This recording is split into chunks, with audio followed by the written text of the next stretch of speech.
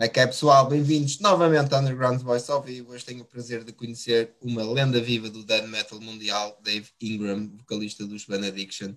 Man, thank you so much for being here. It's a huge, huge honor to meet you and to receive you here at Underground's Voice from Portugal. So, first of all, the band had to cancel a lot of shows even before this pandemic due to some health problems that you had. So, Yeah. how's recovery going after the surgery, and are you already able to play live again? Well, firstly, let me just go back a little and say thank you for having me on the show, and I really appreciate that. Thanks, mate. But as for the health thing, yeah, I've had both my hips replaced, so I'm I don't know what about 20% artificial now, and then the rest of it I think is all alcohol. But anyway, yeah, and they've healed really well. They're all doing really good.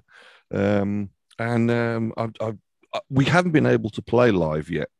So, but as soon as we can, we'll get back out there, and I get to test drive the new artificial hips that I've got. So it should be fun, and I just can't wait to get out there again. It's been so long since we played a gig. It's over a year. Yeah, It's over a year. I think it was December the 19th of December in 2019. That was the last gig we played. it's really a long time ago. Uh, Yeah, yeah. yeah. The latest album, Scriptures, was released in October last year. It was an highly anticipated album because it was the first one in 12 years and also the first one after you're returning to the band 20 years after leaving it. So, does that make Scriptures one of the most important albums of Benediction's career? I think, well, any album that any band releases is important because it can make or break a band. If the band puts out an album that's of lower quality, and everyone dislikes it, then the band's over because you don't get another chance. This is a tough business to be in, and whatever level that you're on. So, yeah. So any album is important for a band. Um, for Benediction, yeah. Again, with me returning to the band, the return to Rubicon, as we call it. Of course, we knew we couldn't drop the ball on this, as we say in English. We couldn't fuck it up, and I hope it's okay to swear on your show. I didn't ask, but yeah, Yeah. yeah. Okay, thanks. But yeah, we knew that if we fucked this up, it would be all over. So yeah, we worked hard at this, and well, we're pleased with the results. Like, I'm really proud of the album, and I can't wait to play it live. I want to play the whole damn thing because I can't choose songs from it because they're all favorites of mine. It's a great, great album. Man. I think it's one of the best death metal albums of the years by far. Uh, Thank you. yeah. Although the band has always been active on tours and something like that, no album was released for many years. So, what motivated you to come back to the band? It was funny about when it was the 20th anniversary of Transcend the Rubicon. I actually said on my radio show, "Hey, if anyone out there knows Benediction guys, tell them that if they want to do some special shows for the 20th anniversary, I'll come do it." And then it was a year and a half, 2 years later, that they contacted me and said that originally Dave Hunt was going to take some time out of the band to focus on his PhD, his studies, and would I come in and do the shows they got planned, just as some one-offs, some specials. Well, it seemed Dave Hunt couldn't commit to another album and another bunch of touring, so he decided he was going to draw back, and then the band asked me, "Would you join full time again?" So I jumped at the chance, and I had the thumbs up from my wife and my son, and yeah, here we are. Okay, we're one pandemic later, and we haven't done anything for a long time, but we're happy we got the album out, and we're happy that we got the two videos done. Well, three videos actually. But yeah, it's been a hard road this last 12 months. It really has, and not just for us, but for everyone in the music industry and fans alike. So, but stick with it, guys. We'll get there. We'll get there in the end. Nearly over. We hope so. And Yeah. besides you, also Dan and Giovanni joined the band and brought some fresh blood to an addiction. So, how important were their contributions for the album, and did they adapt well to the ideas of the band? Yeah, Dan and Giovanni, also known as Tom and Jerry. Um, not many people are going to understand that, but still, it's sort of a little jokey within the band because they fight like cat and mouse. Um, but they're good friends and they fit really well with the band. And it was an instant like when I met them the very first time, I instantly loved them. So yes, and we all work together. It's a very it's quite cohesive what we do. Everyone has their part to do, and everyone works at it.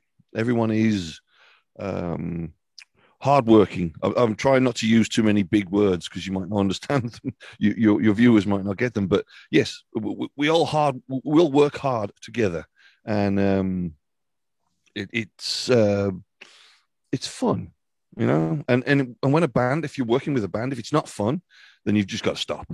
You just really have to stop because yeah, that's when it becomes a chore. That's when it becomes a job instead of being a fun thing to do. So yeah, but they're great. Those two guys, lovely. And the album was released last year, but it could perfectly have been released like 25 years ago. Um, because it reincarnates so well the old school death metal spirit. And more than that, it also catches the spirit of the first Benedictions records, in my opinion. Okay, thanks. Did you felt that you needed to go back to the past to prepare the future? Well, we wanted to. We definitely wanted to give a nod to the past as well as keep things modern, and and we think that's what we did. We're very pleased with how it turned out. Um, there was no that was the goal. That was the set goal that we had, but I think we got to move the goals around a little bit from side to side. We could move them a bit here and there. Um, and it was important for us to be able to do that, to eventually create the album that we were all happy with. And that's what we did. We made sure everyone had heard the songs prior to going into the studio and everyone was happy with it. So, yeah, it is important. And the lyrics, or at least part of them, were written by Dave Hunt before he left the band, right? So, does this fact influence or limit your ideas for this album? Um, no, it certainly didn't limit anything I was going to do. And there were three songs that Dave had written, and I asked him via the rest of the band, is it okay if I sort of alter them a little bit to fit more to my style, my way, and my own sort of vocal aesthetic? And the guy said yes, and I would like to think that I actually did it with a lot of respect to what he'd already written, and yeah, it didn't influence my other lyrics on the rest of the album. I already had a bunch of ideas for that, and as I said, it certainly didn't limit what I was going to do. And I don't think any band should put a limit on their creativity, on their art. I remember I've heard bands who've spoken to me and they've said, yeah, we've got one more album left in us to do. And I'm thinking, if you only think you've only got one more to do, just stop now. Like, because you're never going to put your whole heart into it. So when a band says that, I just say, like, yeah, it's time for you to stop right now. And that's why I never will limit my art, which is why, as well, I have so many other smaller projects that I enjoy doing. I've got another two coming out sometime this year, one this month, and one in about 3 or 4 months. So I've got a lot going on, and I enjoy that. Yeah, you're always really active. So, and you already talked about Transcend the Rubicon. In 2 years from now, it will be the 25th anniversary of this album. That's right. It's one of the best and most important albums of death metal history. So, how do you look at this album nowadays? Well, I look back on it with a lot of pride because, again, it was something that we'd worked on as a collective. We'd all put our efforts in to make it what it was and what we wanted it to be. And we were more than happy with the result.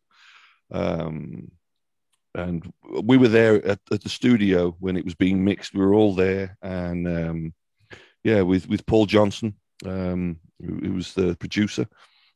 So yeah, if a band puts in the work, not just in the studio, but also in the writing process, and making sure that every little piece is polished and perfect, you can do a really good album. And that's what we did. We worked hard at it, and was so proud of the outcome. So, and I can look back now, 25 years. Wow. Is it really that long? I think I was 25. No, I was 24 when it came out. So, yeah, wow. Holy shit. I need a drink. I was 5 years old at that time. So, Oh, wow. Okay. No, I feel really old. Thanks, mate. do you think that this album still be the perfect proof of what death metal is? Transcend? You Yeah, mean Transcend the Rubicon? Yeah. Yeah.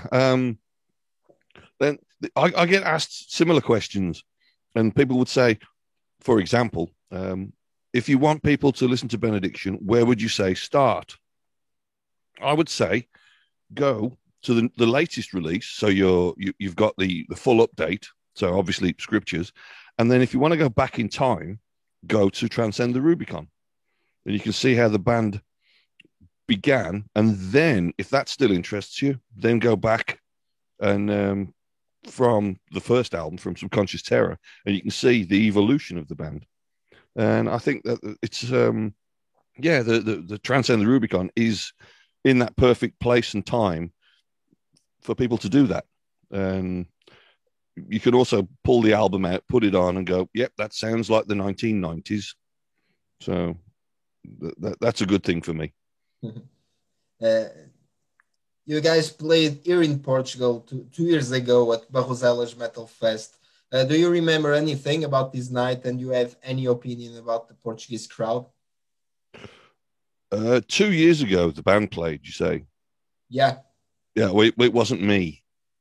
you were you were not there. So No, it wasn't me. It was Dave Hunt on that one. Dave. So, but we have played. I have played with Benediction in Portugal twice back in, was it 92 and 94 or 94 and 95? I can't remember the years. But yeah, we have played. And I remember sitting outside and chatting with this one guy called, I think his name was Hellfire. That was his name. And I just kept calling him Hellfire.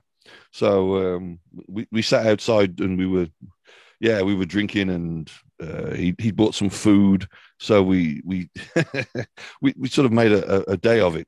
So and the gigs were great. The gigs were fantastic. These two shows, and the venue was right next to the hotel, and it was sunny and warm, and loved it. Absolutely loved it. Mhm. Will we have to wait more 12 years to have future albums, or do you have intention to release more albums in the near future?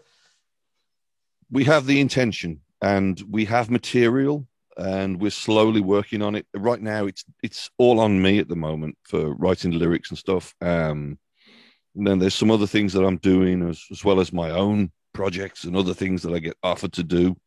Um, so yeah, but right now there's no rush because uh, we've got scriptures to go out and promote. So we need to really focus on that rather than fill our heads full of new stuff. because I know what happens when you write new material. You want to play it live, and we can't really do that yet. We've got to go out and play the Scriptures album, so we really need to do that first. The album deserves it. It's really a great album, so it deserves to be played live. Yeah. No, thank you. Nicely said. And finally, once again, thank you so much for being here. It was a huge honor to meet you, a big living legend of death metal. Any last words for the Portuguese fans and Underground's Voice viewers? I just want to say thank you to you for putting me on the show again. I appreciate the interest. Cheers to all the fans. We will be back. We will come over to Portugal again at some point when this madness is over and we can sort out playing live again. In the meantime, wear your masks, wash your hands, and get your shots. And then this will all be over sooner rather than later. Okay? Yep. And yes, definitely stay metal. Once again, thank you, and please stay safe and see you soon. Yes, you too, mate. Thank you.